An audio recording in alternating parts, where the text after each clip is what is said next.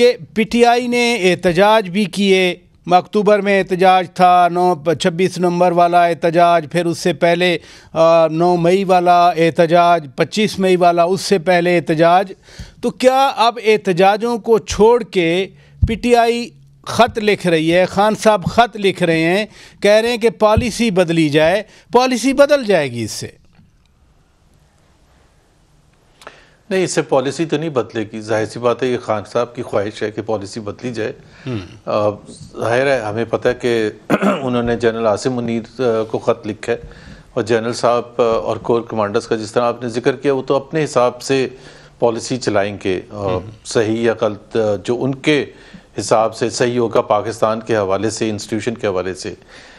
لیکن اس میں مجھے کوئی حیرانی کی بات نہیں ہے، نہ ہی مجھے ایسے لگتا ہے کہ جی یہ کوئی خان صاحب کے پاس چوائس نہیں ہے کہ یا تو خط و کتابت کر کے ایک سیاست کی جائے یا احتجاج کر کے کی جائے.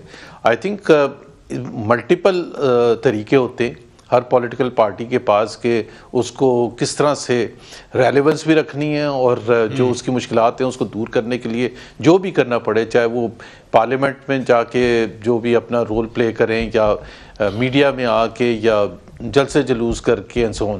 جلسے جلوس کا ان کو جو ایکسپیرینس ہوا ہے جو کہ اتنا اچھا نہیں ہے 26 نومبر خاص طور پر، اس سے پہلے بھی آپ نے جو ذکر کیا اکتوبر میں بھی ہوا تھا، نومبر 26 سے پہلے اکتوبر میں ہوا تھا، وہ بھی سکسیسفل نہیں تھا. آئی پرسنلی تھنک کہ پی ٹی آئی کو تھوڑی سی احتجاج کرنے کے حوالے سے اسٹریٹجی ڈفرینٹ رکھنی چاہیے تھی. لیکن اس کا مطلب یہ نہیں ہے کہ حکومت کو یہ رائٹ مل گیا تھا کہ گولیاں چلانی شروع کر دے. سو خط لکھنا بالکل جائز ہے پاکستان کے سیاسی منظر نامے کے حوالے سے. جب آپ کو پتہ ہے کہ ایک ادارہ ہے جس کے پاس فیصلہ سازی کا اختیار ہے ہر حوالے سے، تو شہباز شریف کو خط لکھنے کا تو کوئی فائدہ بھی نہیں ہے اور اس سے کوئی نتیجہ بھی نہیں نکلتا. اور یہ کوئی پہلی دفعہ نہیں ہوا.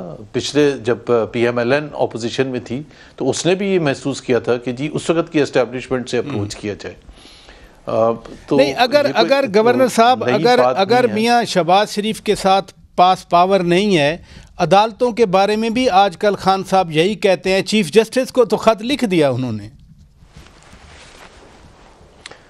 صرف خان صاحب نہیں کہتے، میں بھی کہتا ہوں یہ، اور زیادہ تر لوگ یہی کہتے ہیں کہ شہباز شریف کے پاس کوئی پاور نہیں ہے، اور سب یہ سمجھتے ہیں. مطلب یہ تو بالکل ہی میرا خیال ہے آپ ایک ایسے ویکیوم میں رہ رہا ہوگا کوئی جو سمجھے گا کہ جی شہباز شریف کے پاس پاور ہے. اب بائی دا وے یہ میں پہلے بھی کہہ چکا ہوں، شہباز شریف چاہتے بھی نہیں کہ ان کے پاس پاور ہو. ایک تو ان کی ظاہر ہے کنٹرول سے باہر ہے، اور دوسرا یہ ہے کہ وہ مینڈیٹ کے بغیر ہیں، یہ بھی ان کو پتہ ہے، اور انسٹیٹیوشن نے بھی ان کو بتایا ہوگا کہ آپ فارم 47 کے بیسس پر آئے ہیں، فارم 45 کے بیسس پر نہیں آئے. اور اگر آپ فارم 45 کے بیسس پر آئے بھی ہوتے تو شہباز شریف کو اپنی پاورز دینے میں کوئی اعتراض نہ ہوتا، because he is like that. وہ کنفرنٹیشن نہیں کرنا چاہتے، وہ کہتے ہیں کہ جی کرنی ہی نہیں چاہیے، جو بھی ان کو بتا دیں وہ اس کے حساب سے چلے گے. اور ہینڈ ان گلو وہ ہمیشہ سے ہائیبرڈ سسٹم کے سپورٹ میں تھے، ہمیشہ سے، آج کی بات نہیں. اینڈ دیٹ از وائی ایسے کہ نواز شریف اور شہباز شریف دو ڈفرینٹ پرسنالٹیز ہیں، اپروچ ان کی بالکل ڈفرینٹ ہے پالیٹکس کی، پاکستان سرٹنلی. یہ بات تو خیر جو آپ نے فرمائی امبیلنس کے حوالے سے پورا پاکستان جانتا ہے. ادھر رکیے گا.